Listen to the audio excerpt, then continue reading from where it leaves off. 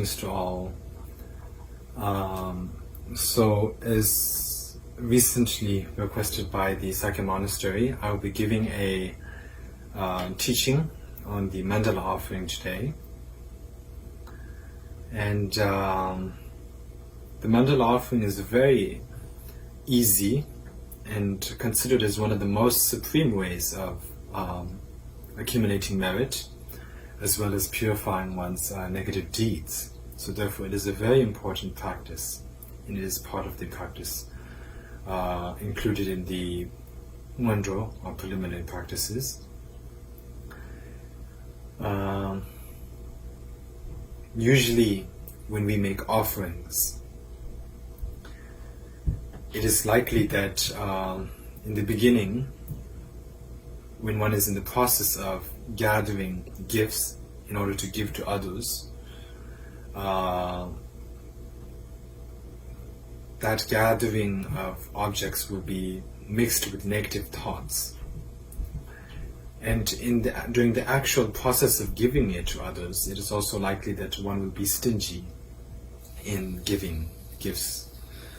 And once one has given it to others, it is also likely that one will be very proud of the fact that one has made an offering to others. So therefore, usually when we make offerings to others, these sort of stains or faults are likely to occur. So there's a sort of danger in that. And that makes the offering, the act of offering, not completely pure if any of those stains are present. However, for the mandala offering, it is unlikely that those stains will be present. So therefore, it is a safe way to make offerings. It is an easy way to make offerings, and it is one of the most supreme ways, as all of the masters in the past have said again and again, and put a great emphasis on the practice of making the mandala offering. So therefore, this offering is what I'm going to speak about today. Actually, I believe that there's not really a great need for me to say much, because in the monastery's preliminary practice book, there is a lot mentioned on the visualizations. Actually, all of the notes and the visualization process, all of the explanations on that are there in English. It's all fully translated already and available to read and easily accessible. So therefore, if you just read that, and I'm sure you will understand it. However, as I was still requested to give a teaching on it, I will say a few words today on that.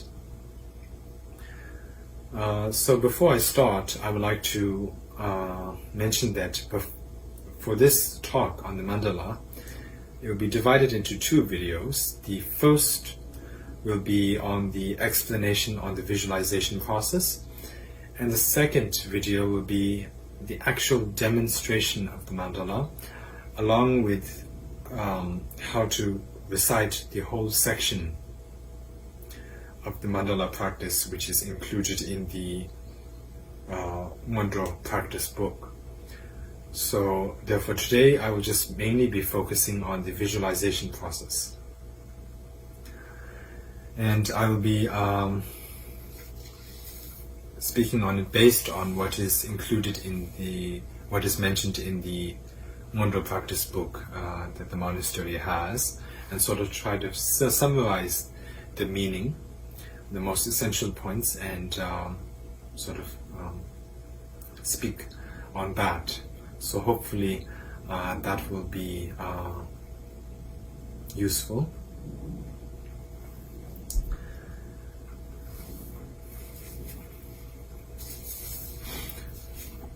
So, because I'm going to speak about the mandala, there's two types of mandala offerings. One is a more extensive way, and the second is a more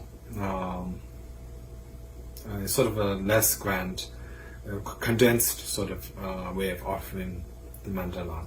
So the grand way is the extensive way is known as the 37-point mandala offering. So that is going to be the focus of today's talk. So, before one offers the mandala, one needs to have a mandala.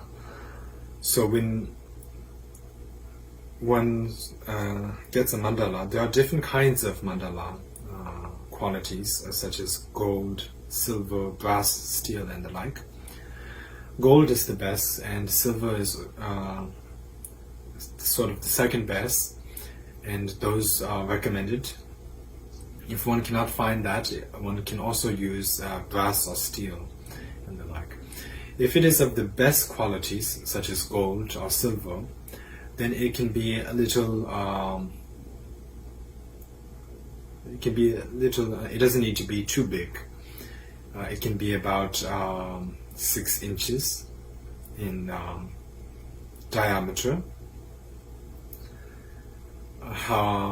However, if it is bigger, if it is a less quality, such as the brass or steel, a little inferior quality, then it is said that it should be a little bit bigger than that.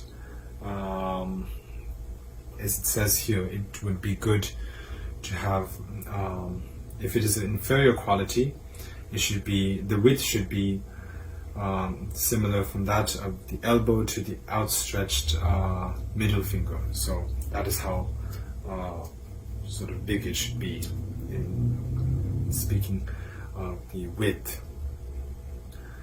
So that is the quality and the width of the mandala. We also need to consider what one is going to use on top of the mandala, what kind of offerings one is going to use.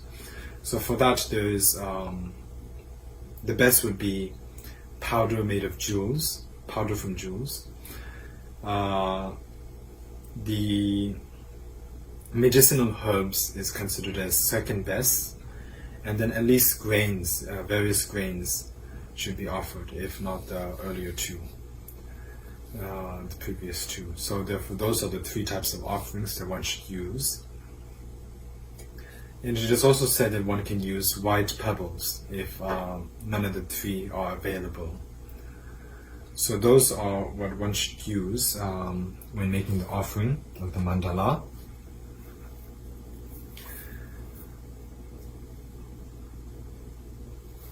So before one makes the mandala, one needs to wipe the mandala, one needs to clean the mandala, and one does it in this way.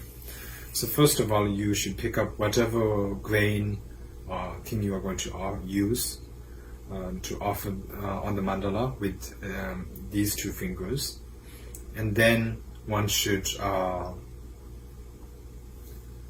recite and then wipe it like this, in this manner, while reciting the Vajrasattva mantra, the 100-syllable mantra Vajrasattva. So one should, as one is doing this physically, wiping the mandala physically, reciting the 100-syllable mantra verbally, and one should also think and visualize at the same time that by doing this, one is cleaning away or wiping away all of the misdeeds and the obscurations of all sentient beings, including oneself. And in this way, one should first purify your negative deeds by cleaning the mandala. It is very important to make sure that there's no impurities or dust on the mandala left while cleaning. Or before one makes the actual mandala offering, make sure that you clean it well. Make sure that there's no dust or anything dirty left on the mandala. Because this mandala offering can create incredible conditions, future conditions. For example, if you do not wipe the mandala off very well, and there's still little dust left, then that will create the conditions that for it to be difficult to get rid of your own negative deeds and the obscurations of oneself. However, when cleaning the mandala, one wipes it off very well and makes sure to clean it well, then that creates the auspicious conditions future conditions for one to be able to easily be free from all of the negative deeds, to purify all of the negative deeds and free from any of the obscurations to attaining enlightenment. So therefore, one should be very careful while cleaning the mandala. And after one has done that, after one has cleaned the mandala and after one has recited a good number of the 100-syllable mantra several times, then one should one needs to make start with the actual mandala offering. So one should hold the grains again with these two fingers, and then one should dip the middle finger and the ring finger in the saffron water. It is best if it is Kashmiri saffron water, and if not, Nepali saffron water is also permissible. So one should use the saffron water, and the importance or significance of using saffron water is if you do not use the saffron water and you are just going to offer and offer the jewels and do all the visualizations on a dry mandala, then that creates the conditions for one to be devoid of the moisture of compassion. So therefore, if one includes the saffron water, if one has the saffron water and sort of makes the moistens the mandala, then it will create the conditions for one to be endowed with the moisture of compassion. So therefore there's a special connection with having the compassion or not based on whether you include the saffron water or not. So therefore it is very important to use the saffron water. So when one does that, first, as I mentioned earlier, hold the grains with these two fingers, dip these two fingers into the saffron water, and then one should recite Om Benza Bume Ahum Shi Yonsu Tabawanji Segi Sashi. And when one does that, physically one needs to do this. First of all, one needs to know the directions of the mandala. So this is east, this is south, west is towards oneself, and north is here. So one's right is south, west towards oneself, north on one's left, and east in front of oneself. So these are the directions when making the mandala offering. And so therefore, having said that, now we need to do the movements with the saffron water on the mandala. So while reciting Om Benza Bume Ahum Shi Yonsu Tabawanji Segi Sashi, one should move these two fingers, which are wet with the saffron water, and start from the northeastern direction.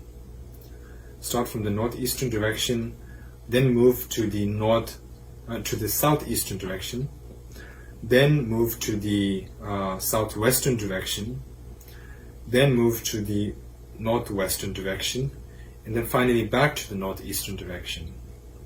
So from northeastern, southeastern, southwestern, northwestern, northeastern. So one needs to make a square shape like that, starting from northeast and ending in northeast, coming back to northeast again. And one does this at the same time as reciting Om Benza Bume Ahum Shi Yonsu Tabawanji Segi Sashi, which is Om Vajra Bume Ahum. The universe is wholly pure, of great power, with earth of gold. So as one is reciting this, one also needs to visualize that the base of the mandala, the base of the continents and all of that, the Mount Sumeru and all of that which one is yet to offer. So it starts with that all starts with the wind mandala. It is sort of like the wind diagram. So that is way below. So one needs to visualize first of all the wind diagram. And the wind diagram is its height is 1.6 million in height and immeasurable in diameter. So it's basically very, very big, in whether in height and wide in diameter. So one should visualize that. And on top of that, on top of the wind diagram, there is the ocean, the water diagram, also known as the ocean of gold's essence. So when one recites that, one has to also visualize that, and that is on top of the wind diagram. And the water diagram is 800,000 in height and immeasurable. It is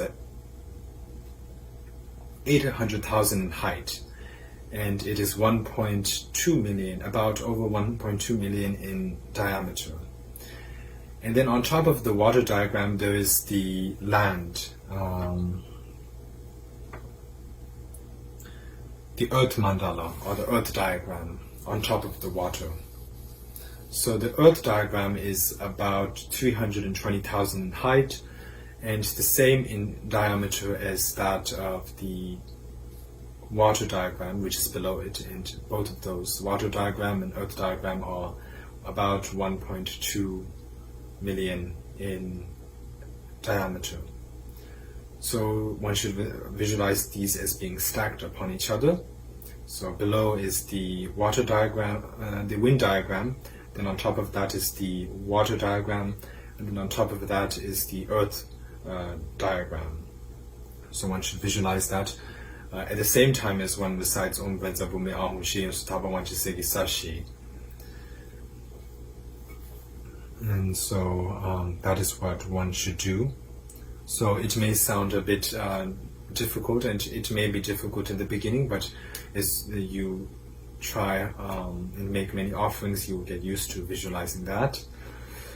If you cannot visualize the exact diameter and and all of that, the height, just visualize that the wind diagram is a bit higher than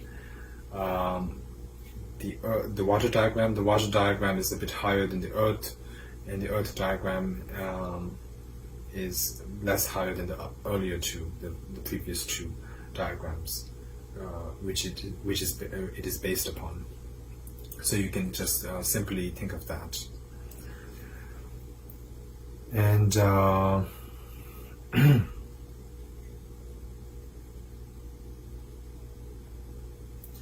after that, then one needs to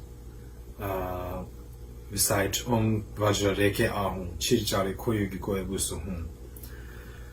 So earlier when we said Om Benza Bumi Ahum Shiyos Tabawaji Segi Sashi, in English it would be Om Vajra Bumi Ahum, the universe is wholly pure, of great power with earth of gold.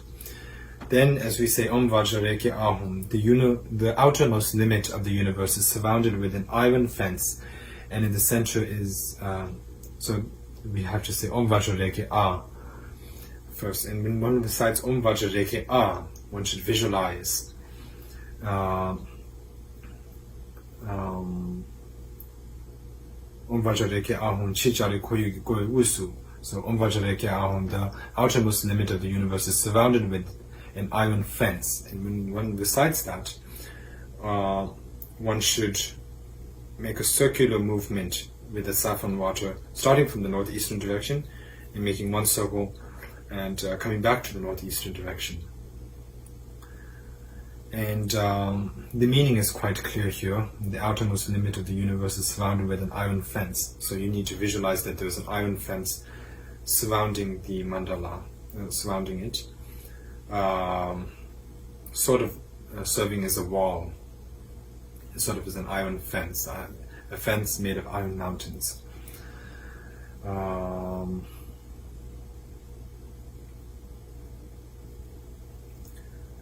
And so that is what one should visualize. And then as one says hum, then you should place the grain of what you were holding with these two fingers earlier and place it in the middle. And that sort of signifies or serves as the protection of the land. So that is what it signifies, protection of the land. So again, it would be Om benza bumi ahun shi yonsu taba wanchi seki sashi Om benza reke ahun chirichari kuyugi goe wusu hum. So that is how to do that part. So I did a little demonstration for the beginning part, but I will not do a demonstration for the rest right now. I will do that in the next video. And for now, I will show a photo of the diagram of the mandala. So you'll be looking at this photo while I speak, and try to follow as I say, as I mentioned, each of the offering points. So as you can now see the diagram of the mandala, it is there clearly with the 37 points, all of the 37 points there.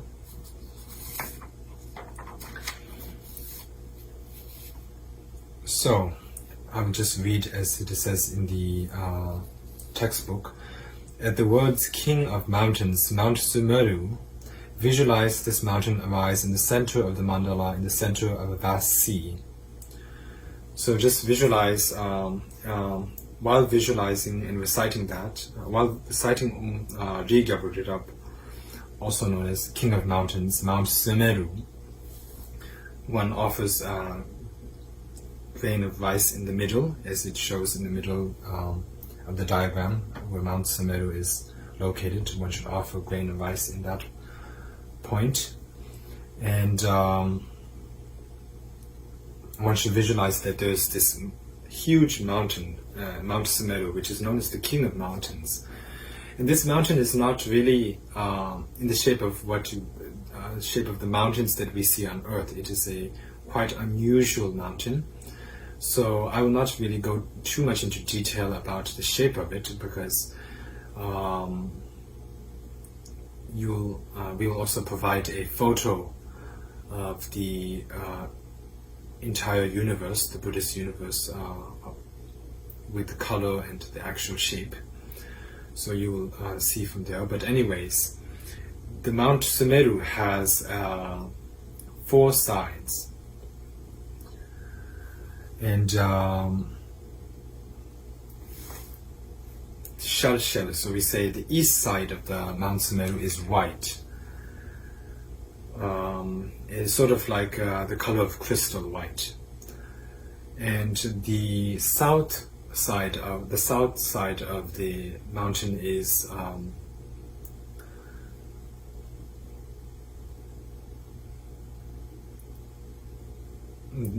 the color of Vajriya, so it's sort of like bluish.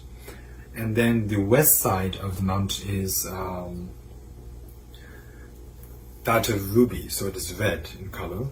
And the north side of the mountain is of golden color. So therefore, each side has different colors. Each side of the mountain has different colors. One is white, one is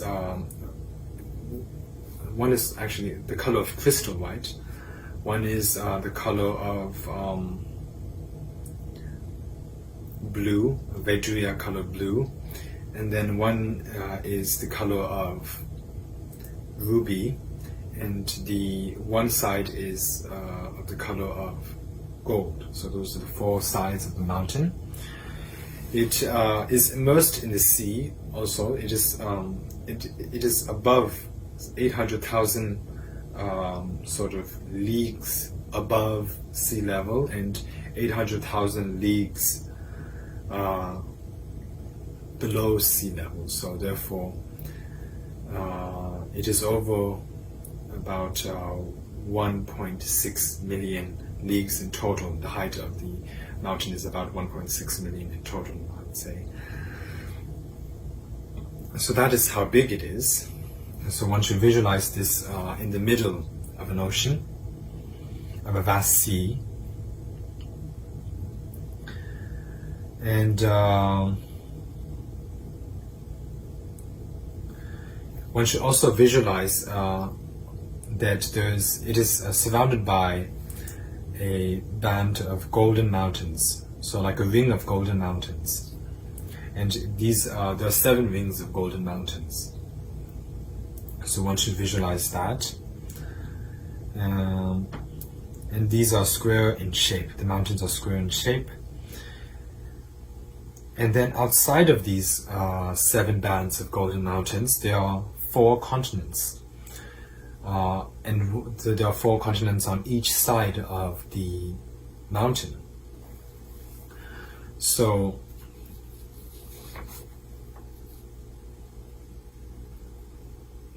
we'll mention that in a while about the 4 continents. One should also understand that there are seas between the golden mountains, each of the golden mountains, between the bands of the 7 bands of the golden mountains.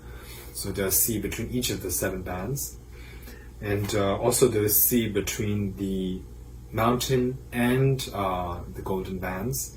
There's sea between the golden bands and the continents. And so one should understand that also when making the offering of the mandala.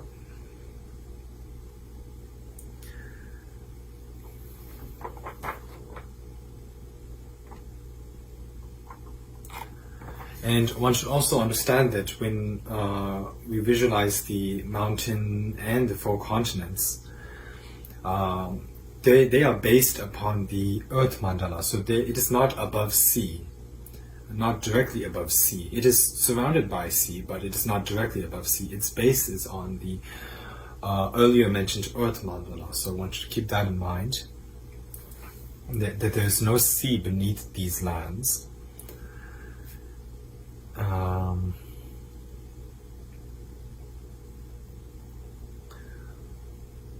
And as it says here, the uppermost terrace of Mount Sumeru and the innermost square band of the Golden Mountains are both half as high as the summit of the King of Mountains.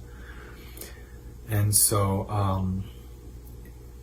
I'll just continue reading. The second band of Golden Mountains is half as high as the innermost. The third half is as high as the second, and so on. So it's like higher and then goes lower and lower in height. The sea between the innermost band and the Mount Sumeru is twice as wide as that between the second and the first band, which in turn is twice as wide as that between the third and second, and so on. So the sea between Mount Sumeru and the first band of Golden Mountains is very wide. Then it gets less and less wide. For example, the sea between the first band and the second band is a little less wide, and it goes less and less. So the mountains, the 7 bands itself, are the innermost of the band, the golden band of mountains is very high, gets lower and lower as you go down to the 7th band. And also same for the width of the sea. It starts very wide from Mount Sumeru to the first band, the innermost band, and then it gets less and less wide. And as I mentioned, you should also keep in mind that there's sea between all of these mountains, and between the mountains and the Mount Sumeru, between the mountains and between the Golden Mountains and the continents, and there's sea everywhere. So it is all surrounded by sea. So one should visualize that. And then now we recite Shalvipapo, which is the eastern continent of Purva Videha. So that is, when one recites that, one needs to place some grain in that direction. And as one does that, one needs to visualize that there's a white continent in the eastern direction, and it is made of diamond, and its shape is semicircular, so it is sort of like a half circle in shape. And then one should recite the second, which is the southern continent of Jambudvipa, which is the same as Earth. So one places grains or whatever it is in the southern direction, and one should visualize at the same time that there is a blue continent made of sapphire, and its shape is trapezoidal, and you will see from the diagram what that shape is. So I will not go into detail on that. Then we move to the western direction and recite the western continent of Apara Godania. So as one says that, one places grains on that point, and one should visualize at the same time that there is a great red continent made of ruby, and its shape is circular, so it's a circle-shaped continent. And then one moves to the northern direction while reciting the northern continent of Uttarakuru. And one places grains on that point and visualizes at the same time that there is a yellow continent made of gold, and it is square in shape. And so you'll see that you'll see the shape of that in the diagram which you're looking at. And so that is, with that we have placed the 4 continents in each of the 4 directions of the mountain Sumeru. And after that, one needs to place the subcontinents. There are 2 subcontinents on each side of on each of the 4 continents. So the East continent has 2 subcontinents, same for the South, West, and North continent. So in the total there are about 8 subcontinents. So as it says, the 2 subcontinents which are placed on either side of the main continent should be visualized as half the size of the main one, of the same color, shape, and element as the main one also. So if we are placing the 2 subcontinents on the east, on the 2 sides of the east main continent, they will be the same shape as the main eastern continent, but it will be smaller in size, in height. And then also for the southern continents, 2 subcontinents, they will be the same shape as that of the southern continent, but smaller in height. And each of the subcontinents are smaller in height than their main continent. So one should keep that in mind. And the color of it is also similar to that of the main continents which they belong to. And one recites Ludan, Lupa, Ngayashi, Yoda, Launch the Damin, so by that one recites the names of the continents. So just to recite that here, Deha, the first continent, there are 2 continents. The first 2 continents are of the eastern continent. The first 2 subcontinents belong to the eastern continent. So one starts with Deha, and which is on one side of the eastern continent, as it shows in the diagram, and then Videha, which is on the other side of the main continent. Then one needs to go to the south side and continue with its 2 continents by reciting Chamara, and then Apala Chamara. And then going to the west side, it should be Sata, and then Uttara Mantrin. And then going to the northern direction, it should be Kuru and Gaurava. And while reciting each of these, one needs to place grains on each of these directions. And just to mention, earlier when we began this, we first began offering the mandala by offering a big heap in the middle, signifying Mount Sumeru. But when offering for those of the 4 continents, the heap of grains should not be as big as Mount Sumeru. It should be a little smaller, a little lower than that of Mount Sumeru. Because it also, as I mentioned, the mandala offering creates special conditions. And if you make it too big, if the continents, the heap of the continents are as tall or high as that of Mount Sumeru, then it will create the conditions for one to be born in an uncivilized land, a place sort of like where there's no Buddha Dharma. So therefore, the Mount Sumeru should be the highest heap, the biggest heap, and the 4 continents should be smaller than that. And one should also make sure that these continents, when offering the rice or grains, it should not get too mixed up together. For example, the 4 continents, the heap of the 4 continents should not get mixed up with too mixed up with the heap of Mount Sumeru, because if it gets mixed up, it will create future conditions for one to get sicknesses from the elements, the inner elements. So therefore, one should be careful with that.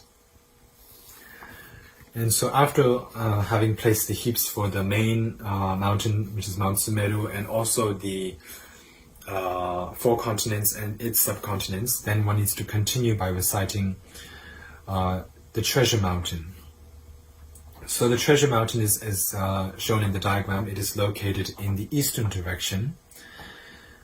And as it says, envision that the 3 eastern continents are covered with many mountains made of jewels and very beautiful. So therefore, when reciting treasure mountains, one should visualize that those 3 continents, the main and the 2 subcontinents of the eastern direction, are filled with many treasure mountains inside of that land, inside of the continents. These continents is made of jewels. It's not just any the mountain, the treasure mountain, is not just a mountain that has treasures, but the quality itself is made of jewels. And there are many of these. It's all over the continents of the eastern direction, and they are very beautiful. Then one should recite the wish-fulfilling trees, and as reciting that, one should also place a heap, as shown in the diagram, in the southern direction, close to the continent, of the main continent, and visualize that in those 3 continents that there are many thickly wooded trees, jewel trees, which are extremely beautiful, with their trunks, branches, leaves, and flowers, all made of different jewels and precious substances. So one should visualize that there are these many wish-fulfilling trees in those 3 continents. Then continuing to the western direction, one recites wish-fulfilling cows, and visualizes that in those 3 continents there are beautiful cows, many beautiful cows everywhere, and blue cows which have blue jewel-like horns and hooves. And the benefits that comes from these cows are that all material things that can be desired issue forth from each hair of these animals' hides. So one should visualize that there are many cows that bring such benefit in that across the western continents, across the land of the western continents. And then continuing to the northern direction, one should recite unplowed harvest. And when reciting that, one should visualize that fine crops are growing in the 3 northern continents, and that although the land has not been plowed and no seed has been sown, crops spontaneously grow. The crops are harvested again and again, and immediately afterwards the fields are full with ripened crops again.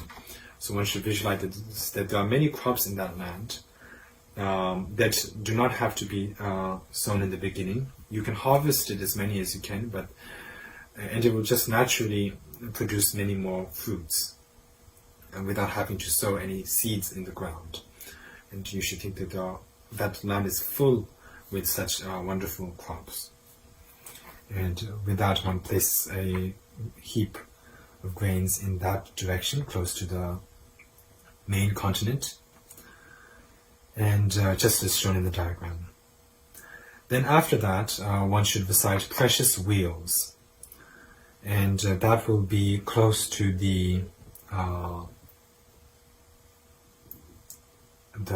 precious mountains, the treasure mountains, which is in the eastern direction. So one recites precious wheel, and one places a heap in that eastern direction, in that eastern section of the mandala, and one should visualize that the sky.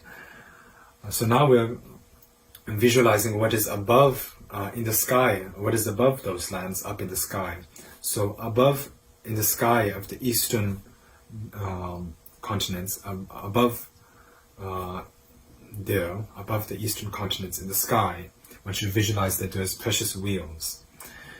And the countless precious wheels, not just one or two, but countless precious wheels. All of these earlier mentioned treasure mountains, wish-fulfilling jewels, wish-fulfilling cows, unplowed harvests, and what is yet to be mentioned should be visualized in great quantity, not just one or two. So I'd like to mention that. So when one recites precious wheels, think that there are countless precious wheels above the sky of the eastern direction. And they are made of gold. The quality of the precious wheels is made of gold, and each have 1,000 spokes. And it has the power to conquer, the ability to conquer all of the 4 continents. It is a very powerful 1,000-spoked golden wheels. So visualize that there are many of those in the sky of the eastern direction. Then continuing to the southern direction, recite precious jewels, and place a heap in that direction, and visualize that in the south sky is filled with countless precious jewels, and from these jewels it showers down objects which satisfy all the desires of the beings living in all of the living beings. So it satisfies all of their desires, and from these jewels, these precious jewels, great light illuminates, great radiance emits and illuminates all of the surrounding countries, and a beneficial influence emanates from them, which can cure all illnesses. So with the light emitting from the great radiance illuminating from these precious jewels, the light cures all illnesses from sentient beings. So visualize that. And then, continuing to the western direction, visualize, at the same time as reciting precious queens, visualize that the sky is filled with precious queens in the western direction. And the queen possesses many qualities, including beauty, great beauty, a touch which can be of any nature desired by the emperor, small envy, and so on. So basically, a queen which has many great qualities. All of the best qualities which a queen can have. So just visualize that. And visualize countless queens such as those in that direction, in the sky of the western direction. And then one should continue to the northern direction and recite precious ministers. And while reciting that, place a heap there in that direction, and visualize that in the northern sky there are countless precious ministers who have the power to execute without fail any order of the emperor in accordance with the Dharma, and also to perceive treasures hidden under the ground. So this emperor, countless emperors who are capable of fulfilling the emperor's commands any emperor's commands, and also who are able to perceive any hidden treasures under the ground. So they have this power. So visualize that there's such type of precious ministers in the sky of the northern direction. Then one should recite precious elephants and place a heap in the southeast direction. So now we are moving to the sort of the cardinal, I guess you would say, directions. When one moves to the southeastern direction, as is shown in the diagram, and place a heap in that direction while reciting precious elephants, and these are also in the sky of that direction. And one should visualize that there are countless great white elephants resembling snow mountains, possessed of the knowledge of movement, with the power to overcome all enemies. So just simply visualize that. Then move to the southwestern direction, and visualize that in the sky of that direction, there are countless precious excellent horses called all-knowing, who are able to go around the whole world within half a day. So they're very fast. And wrapped around their necks and in their mouths are arranged the jewel branches of precious trees. So there are many ornaments, such as that of precious jewel tree, the jewel branches of precious trees wrapped around its mouth. So that is the quality of that excellent horse. And then move to the northwest direction while reciting precious generals, and imagine that in the sky of that region there are countless precious generals able to overcome all enemies without harming them. So visualize that. Then we move to the northeast direction and visualize that in the sky of that direction there are countless vases of great treasure vases, and any wealth that one desires can be attained from those treasure vases. And many fine scarves are wrapped around the necks of those vases, and in the mouth of those vases there are jeweled branches of precious trees. So it's similar to what the vases which you can see, which the Tibetan Buddhists use in their rituals, which we call the Pumbaa. It would be similar to that. So visualize that there are such vases, countless vases in the sky of that direction. And then after that, one should move to the southeastern direction again and visualize that in the sky there are countless goddesses of beauty. And they are white in color, holding a vajra in each hand. Their arms are held in a kimbo and hands placed on their hips. So just visualize that there are such goddesses of beauty in the sky of that direction. And then move to the southwestern direction. Visualize that in the sky of that direction there are countless goddesses of garlands, who are yellow in color and holding a garland of flowers in their hands, which are raised to their foreheads. Then move to the northwest direction and visualize that in the sky of that direction there are goddesses of song. And they are white and red in color and holding a guitar in their hands. And so visualize that. Then move to the northeast direction and visualize that in the sky of that direction there are goddesses of dance and who are green in color and dance with the vajra in each hand. So they are in the sky of that direction and place a heap in that direction. And then go back to the southeast direction again, as shown in the diagram, and recite goddesses of incense and place a heap in the southeastern direction while visualizing that in the sky of that direction there are countless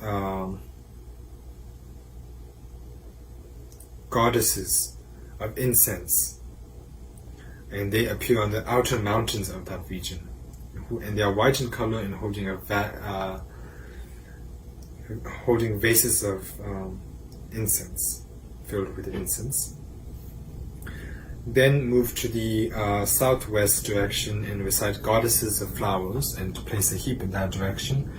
and visualize that on the outer, right above the outer mountains of that region, there are countless goddesses who are white in color and holding vases of flowers. And then move to the northwest direction while reciting goddesses of lamps, and place a heap in that direction, and visualize that there are countless goddesses in that right above the mountains of that region, and they are red and white in color and holding lamps. Then visualize that there are goddesses of perfume while reciting that in the northeastern direction above the mountains of that region, and they are countless of them, all green in color and holding conch shells filled with sweetly perfumed water. So one should visualize that gradually as one recites at the same time.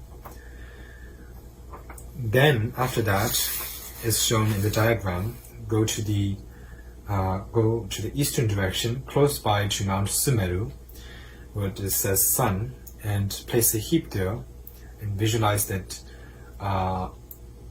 there's a sun right around the level of Ugandhara. So Ugandhara is one of the 7 mountains, which I mentioned earlier, the 7 bands of mountains. So the sun is above them, and visualize that it shines brightly with a hot light. Then go to the western direction, close to Mount Sumeru, and place a heap there while reciting moon, and visualize that it shines brightly with a cold light. Then go to the southern direction, close to Mount Sumeru, and where it says precious umbrellas, and place a heap in that inner region. So on the southern direction, it is precious umbrellas or parasols. So placing a heap on that, visualize that above the sky of the Golden Mountains there are these ceremonial parasols, and their handles are made of gold. Great jewels are set as knobs on the crest, and the cloth is that of gods. And then go to the northern direction. Finally, this is the last point of the 37-point mandala. And this is on the northern direction, close to Mount Sumeru, and it is the boundary of victory. So place a heap there and visualize that in the sky above the innermost band of Golden Mountains in the north, there are many banners of victory made of various kinds of cloth of the gods, with great jewels on their crests and handles of gold. So it is very simple. It is mentioned here. You just need to read this and visualize it. So I don't need to really go into great detail on that. Finally, pour a large handful of grains over the entire mandala, saying, "This most perfect offering," etc. So when one gets to the point after having offered the 37-point mandala, then one needs to recite this most perfect offering, and there's a lot. One needs to recite a little more until one gets to the end of the prayer. So when one is reciting that, one should visualize that, as it says here, at this point during the process of offering the mandala, one should visualize as follows: the 13 main places, Mount Sumeru, the 4 major continents and the 8 subcontinents, and the entire sky above them are filled with the 8 auspicious articles: precious parasol, golden fish, vase, lotus, white conch shell, magnificent knot, banner of victory, and golden wheel. So the 8 auspicious articles are mentioned right here in the textbook, so you just need to look at that. And then one also has to visualize that there are the 8 auspicious materials, which is mirror, vermilion dye, white conch shell, medicine extracted from an elephant's brain, durva grass, bilva fruit, yogurt, and white mustard seeds. And also visualize the 7 lesser riches of an emperor, which are sleeping couch, throne, cushion, sword, shoes, snake skin, and robe. and also the 5 objects of sense desires, which are mirror, fruit, cloth, symbols, and scented water. In short, it should be filled with all the riches and requirements that gods and men desire, being lovely and in no way incomplete. So one should visualize all of that. And also, when one visualizes these, one should also make sure to visualize the inhabitants of the mandala. And the inhabitants of the mandala are all humans who are free from the 8, all of them are humans who are endowed with 8 freedoms. And also the 10 advantages for oneself, and 10 advantages, the 5 advantages on one's own part, and the 5 advantages on the part of others, which if combined it becomes 10 advantages. So one should think of that, visualize that they are endowed with all of that.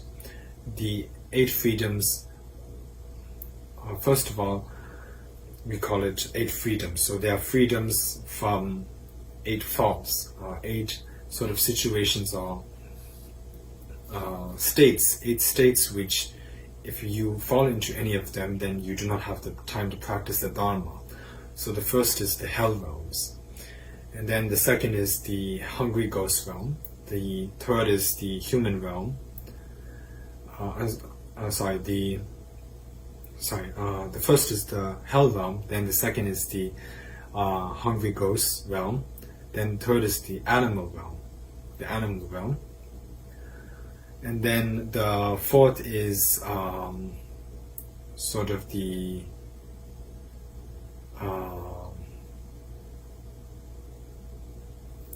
realm where, or the state where there is uncivilized beings. And then the fifth is the state where there is the long-living gods.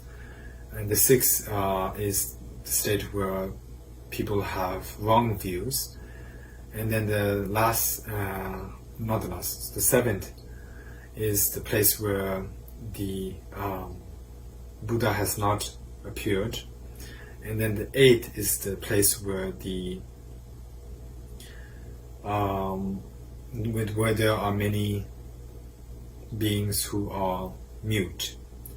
So the inhabitants of the 4 continents and the subcontinents are free from all of these faults, so therefore they are endowed with the 8 freedoms. Then one visualizes, also one should make sure that they are these humans who are not only endowed with the 8 freedoms, but are also endowed with the 10 advantages. So there are 5 that come from one side and 5 on the part of others. So the first 5 that come from one's part is being a human, being born in a civilized land where there's the Buddha Dharma. The third is having all of one's faculties being complete. The fourth is for there to be humans who do not commit any of the heinous crimes. And the fifth is to have great faith in the Tripitaka or the 3 baskets of the Buddha's teachings. And then there's also 5 advantages that should be present on the part of others, which is a place where the Buddha has appeared, a place where the Buddha has taught the Dharma, a place where the Buddha's Dharma is alive, a place where the Buddha's Dharma is being practiced, and a place where there are conducive conditions for practicing the Dharma, such as having compassion. So those are the 5 advantages that should come on the part of others. So all of the inhabitants of the continents should be possessed with these wonderful qualities. So one should also keep that in mind while offering the mandala. And now, this having offered this is the 37-point mandala offering, and we've just created the whole mandala already. And this mandala, its cause is usually the universe. It is, of course, the universe, supposed to symbolize the universe, and you're supposed to not think that you're offering grains, but when you're offering the grains, you should visualize that it is the actual universe. And usually the universe, the samsaric universe, is created due to the collective karma of sentient beings, but the universe which we are visualizing when making the mandala offering, it should be visualized as having been created from the causes of all of the good karma that oneself has accumulated in the past and present and future. So one should visualize that whatever good karma one has accumulated in the past, present, and will be in the future, that serves as the cause for the universe to generate, and from that the universe appears, and it is in the form of all of these continents and all of those earlier mentioned qualities. So one should make sure that one visualizes that. So now, as it says here, the mandala described here comprises one of the worlds of the realms of the four places, the four cardinal points containing the four major continents. Now one should regard the mandala as containing the greater world system. So now one needs to visualize the greater world system, because when making the mandala offering, one needs to think of great quantity. It needs to be of great quantity. So in order to do that, one needs to visualize this. First, 1,000 worlds like this, which lie within the outer ring or iron mountains, bound by a greater ring of iron mountains, comprise the system known as the first 1,000. So we just created one whole world or universe. So now visualize that there are 1,000 of these, 1,000 each, 1,000, there are 1,000 Mount Sumerus, 1,000 eastern continents, 1,000 southern continents, and 1,000 each, along with this 1,000 suns and 1,000 moons. So now one has sort of multiplied them. And then visualize that they are all sort of like laid out on a great ground, and then you sort of circle it with an iron fence. And that makes the first 1,000 universe, known as the first 1,000 universe. Then one needs to create the second 1,000, visualize the second 1,000 in universe. So earlier we just multiplied all of that, made each of the points, each of the 37 points, and we made it into 1,000 each, and then circled it with an iron fence and made that into the first 1,000. Now visualize that there are 1,000 of each of those first 1,000. So now it's a lot more compared to the earlier one. So come and visualize that there are 1,000 of the first 1,000 universe which we just created. There are 1,000 of that, and that is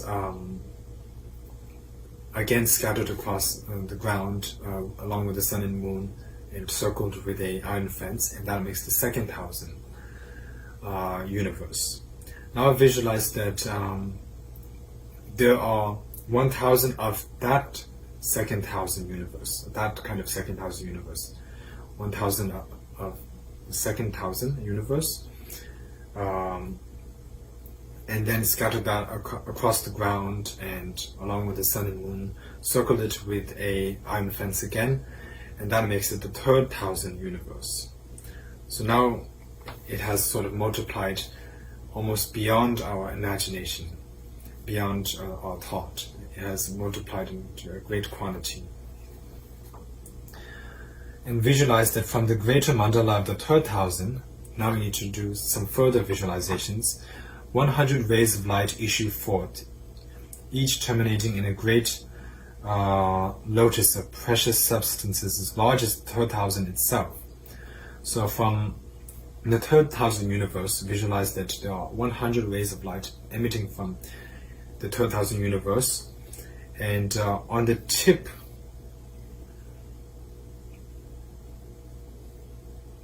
of the light, there's a lotus, a great lotus, is made of precious substances, and it is as big as the 3,000 universe itself. The lotus is big itself. Each of these lotuses bear another 12,000 system, all of them radiating light in 100 beams. So again, one needs to sort of like visualize that again. It's sort of like this is also a form of multiplying and making it into a greater quality. So each of these lotuses bear another 12,000 system, all of them radiating light in 100 beams, another 100 beams radiating light, radiated from that 10,000 system, and which also terminates in a 12,000 bearing lotuses. The process is repeated until the whole of space is filled with these mandalas. Each is clear, bright, and distinct from the others. So just sort of repeating the process until you can imagine that the whole space is filled with mandalas, offering mandalas. And so therefore one should visualize that and then make the offering. And as it says here, one should be very careful with one-pointed meditation and concentration. One should not waver in one's concentration, otherwise it will just not be of great benefit. By just placing grains, there cannot be much benefit. But if you place the grains while visualizing that it is an actual universe, countless actual universes, then there's great benefit, and it can aid one in quickly accumulating all merit, accumulating the merit, one's merit, and purifying all the misdeeds that one needs to purify. So that is the benefits of making the mandala offering.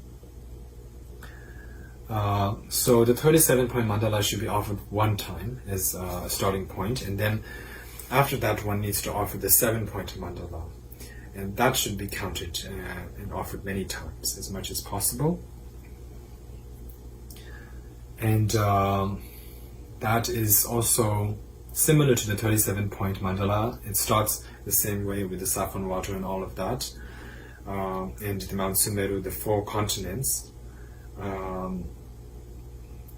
But it does not go into the detail of the subcontinents and everything else. It goes, after placing the 4 continents, then one goes straight to the sun and moon, and then one concludes the mandala offering. And so therefore, that is how you visualize it. It is sort of similar, but it's condensed. And of course, one needs to conclude the 37-point mandala prayer. So for that, I'll just recite the remaining of the prayer which is left.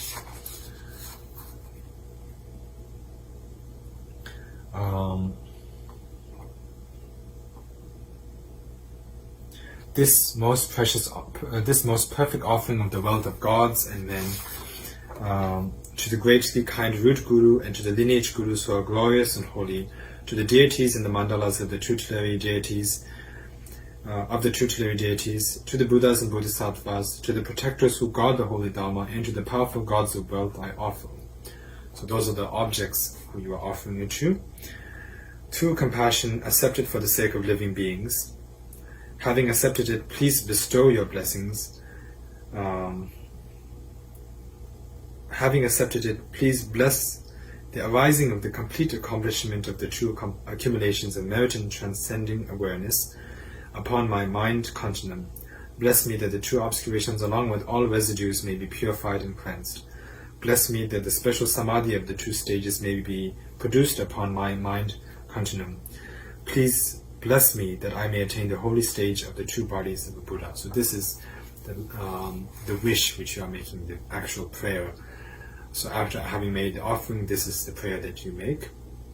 So with this we have completed the 37-point mandala visualization explanation. it is actually very clear. So if you just read it here as taught in the book, then you'll eventually understand it. And it is said that it is good if you can change the grains every day, if that is possible. It should be clean grains. It should not be dirty, so it's better if you can clean it, wash it if you can. And because the more grains you have, also the quantity is also important. It is said that the more grains you use when making the mandala offering, that creates a special connection that for you in the future, that however many grains you have while making the mandala offering right now, you will have the same amount of disciples when you become a Buddha in the future. So therefore, one should offer as many grains as one can. And so that is also something to keep in mind. So with this, we have completed the explanation of the 37-point mandala offering. And tomorrow, for the next day, I will be doing the demonstration of the mandala offering.